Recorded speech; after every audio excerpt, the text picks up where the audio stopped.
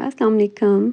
मैंने अपने YouTube channel cooking with passion पे न्यू रेसिपी शेयर की है, चिकन टिक्का पिज़्ज़ा पॉकेट्स। अगर आप लोगों ने नहीं देखी तो अभी जाएं, सर्च करें chicken tikka pizza pockets by cooking with passion, या आप मेरे यूट्यूब चैनल पे चेक कर लीजिएगा। बहुत ही यूनिक, मज़ेदार और बजट फ्रेंडली रेसिपी है।